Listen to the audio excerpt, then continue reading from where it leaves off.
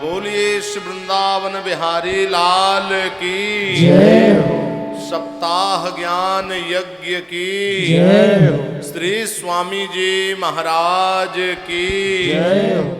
तो ध्रुव कुमार भगवान से प्रार्थना किए कि प्रभु ऐसी कृपा करना कि मेरा मन निरंतर आप में लगा रहे। अब महल की तरफ चले ध्रुव।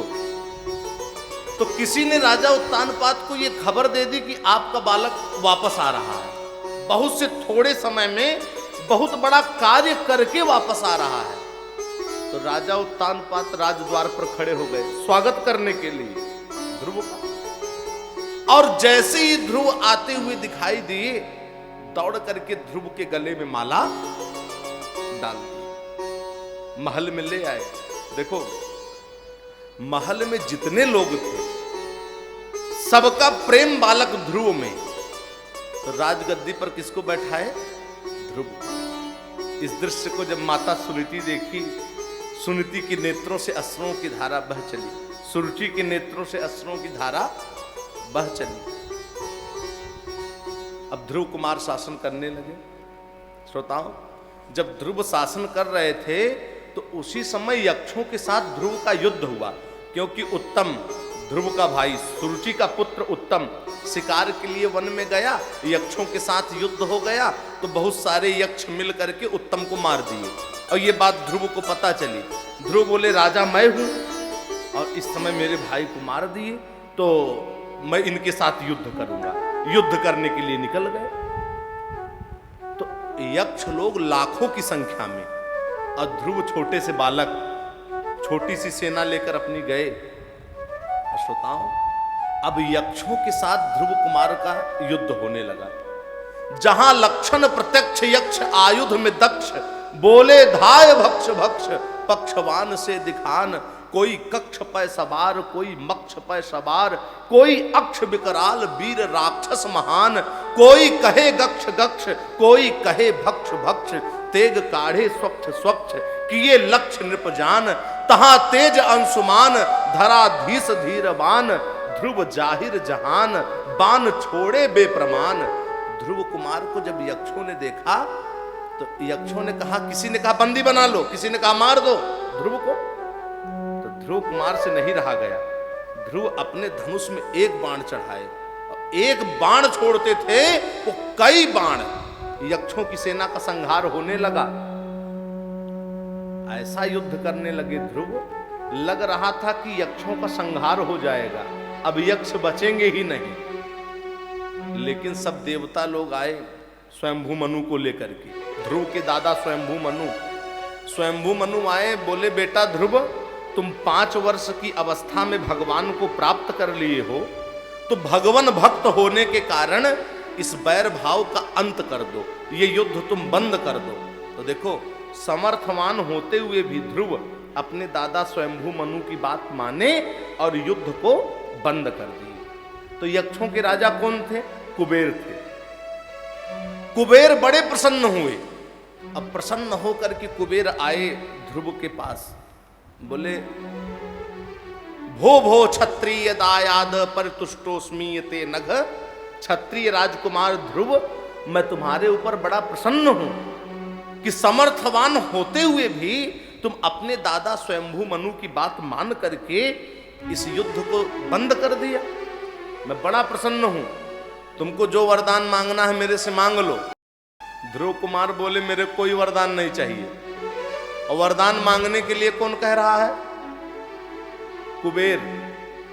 और कहीं ध्रुव की जगह आप लोग होते तब कुबेर वरदान मांगने के लिए कह देते तो सब कोई कुबेर से कुबेर बनने की इच्छा करते कि नहीं? लेकिन अच्छे से समझना, अर्थम अनर्थम भावे नित्यम नास्ति ततः सुख लेशम सत्यम। जिसके पास अधिक अर्थ है उसको लेश मात्र का भी सुख नहीं। तो ध्रुव कुमार बोले, मेरे कोई वरदान नहीं चाहिए।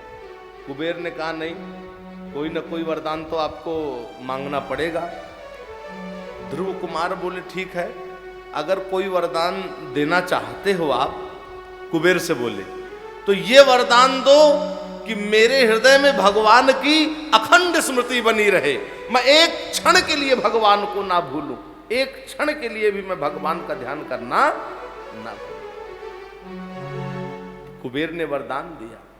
ध्रुव 33,000 वर्ष तक राजगद्दी पर बैठे, इसके बाद अपना राज्य अपने पुत्र उत्कल को प्रदान किए और चले गए बद्रिकाश्रम।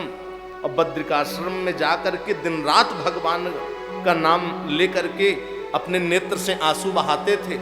भगवान से नहीं रहा गया, अपने 2 पार्षदों को विमान लेकर के भगवान भेजे बद्रिकाश्रम जहां ध्रुव थे, विमान लेकर के भेजे। तो भगवान के सेवक लोग पहुंचे, बोले क्षत्रिय राजकुमार ध्रुव, आपके ऊपर आपकी भक्ति से भगवान बड़े प्रसन्न हैं, आपको लेने के लिए विमान भेजे हैं, आइए बैठिए, इस विमान पर बैठ करके आप दिव्य लोक को चलिए। श्रोताओ, ध्रुव कुमार विमान पर बैठने के लिए आगे बढ़े तो मृत्युदेव बीच में आके खड़े हो गए।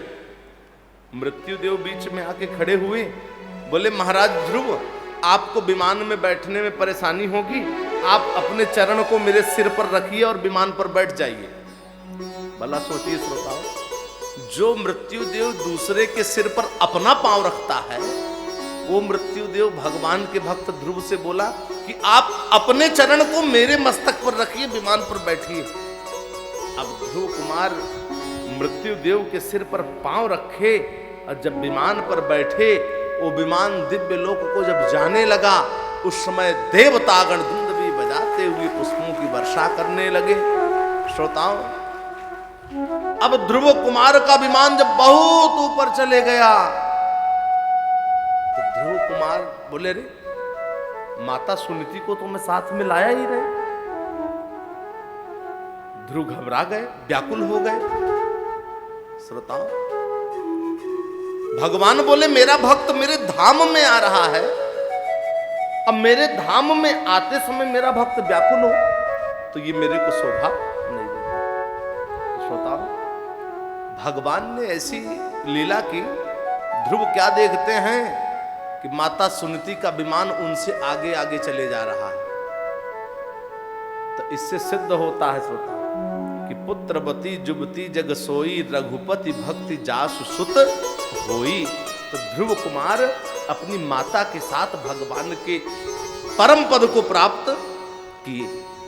देखो, इस ध्रुव चरित्र की कथा को श्रवण करके हम सबको यह ज्ञान मिलता है श्रोताओं कि दृढ़ निश्चय कर लेने से कठिन कार्य सिद्ध हो जाता है, दृढ़ निश्चय करने से।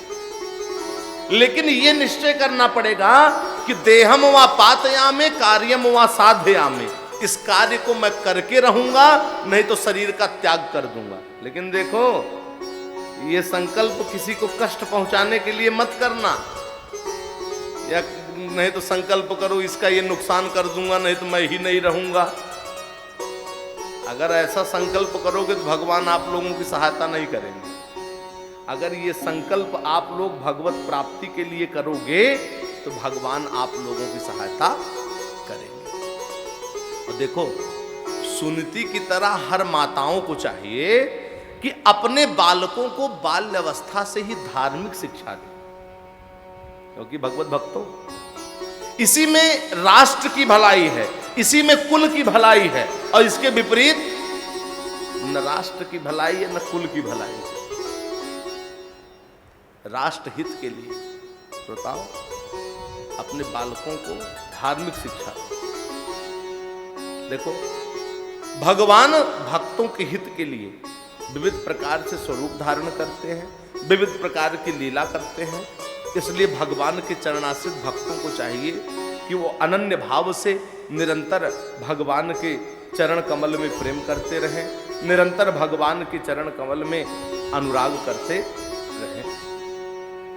कि राधा रानी की जय, महारानी की जय, राधा रानी की जय, महारानी की जय, राधा रानी की जय, महारानी की जय, राधा रानी की जय, महारानी की जय, राधा रानी की जय, महारानी की जय, राधा रानी की जय,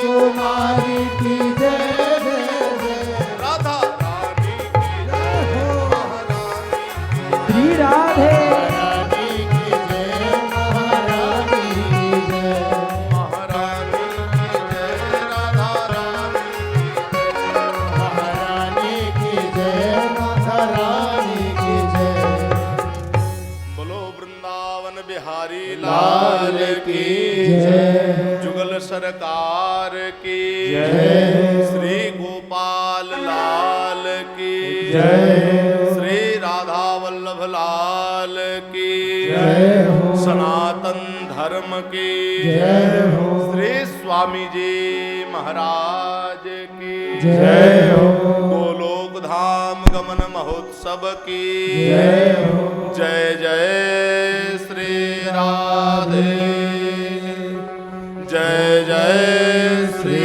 राधे जय जय श्री राधे श्याम श्याम हरीश। आज आप लोगों ने ध्रुव चरित्र की कथा को श्रवण किया।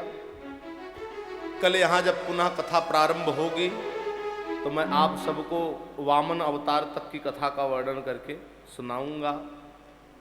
आप सभी भक्तगण बड़ी श्रद्धा से, बड़े भाव से, बड़े अनुराग से युक्त होकर के सुंदर कथा को श्रवण कर रहे हैं। स्वामी जी की बहुत बड़ी कृपा है, उनका आशीर्वाद है। उनके इस सुंदर महोत्सव में आप लोग उपस्थित होकर के कथा को श्रवण कर रहे हैं। स्वामी जी की कृपा सदैव आप सब पर बनी रहे, निरंतर बनी रहे। बोलो वृंदावन बिहारी लाल की जय हो